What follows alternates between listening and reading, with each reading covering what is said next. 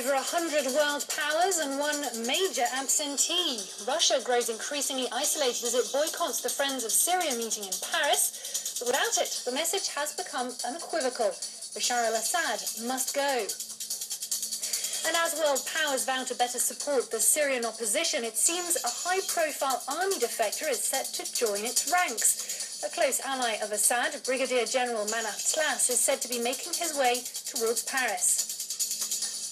And a fine, rolling heads, and now a formal investigation. Britain's Serious Fraud Office will open a criminal investigation into a bank rate-fixing scandal which has led to the resignation of 3 top Barclays executives.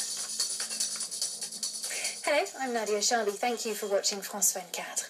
Addressing the Syrian crisis with or without Russia, with Moscow boycotting the event, foreign powers gathered in Paris this Friday and refused to mince their words the way they had last week in Geneva.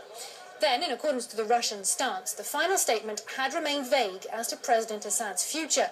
But this time, the Friends of Syria have made it very clear Assad must go. And to that effect, the focus is clearly on bolstering the opposition.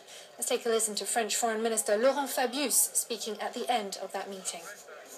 The participants clearly said those whose presence would compromise the political transition must step aside.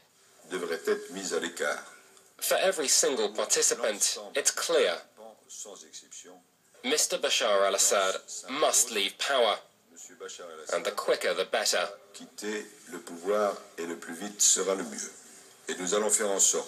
We will make it so that the United Nations Security Council's actions are reinforced.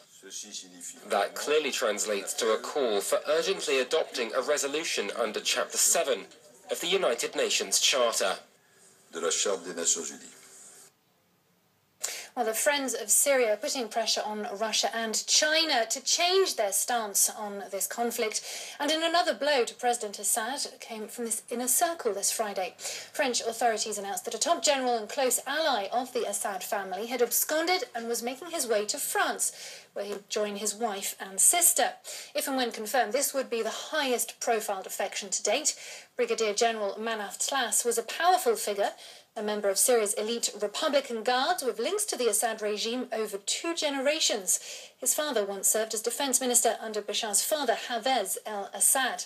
Well, the Syrian opposition now says it's hoping to cooperate with Tlass.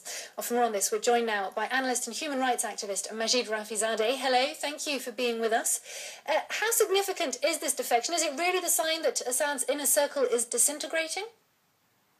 Well, Nadia, I think if we look at the last few months' development, we see that as the violence increases, I think the defection of the soldiers and high-ranking officers are increasing. But this defection is, I think, important because it's the first one from within the gilded circle around Assad. And as you mentioned, his father was the defense minister in Syria from 1972 to 2004. And they were among the people who were very close to Hafez al-Assad, the father of Bashar al-Assad, when he consolidated power. And leaving Assad's side is one thing. Does it follow necessarily that Tlass would want to work with the opposition, do you think? I think going back to your first question, I think this might send a strong signal or message to other officers and to other high-ranking officers in Syria that they can follow the footsteps of General Tlass, and they encourage them to defect. But I think we shouldn't also probably overestimate it. I think General Tlass is not from the Alawite sect.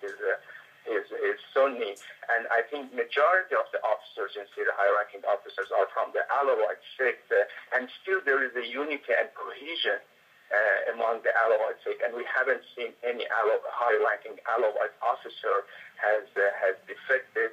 But I think you're right. This might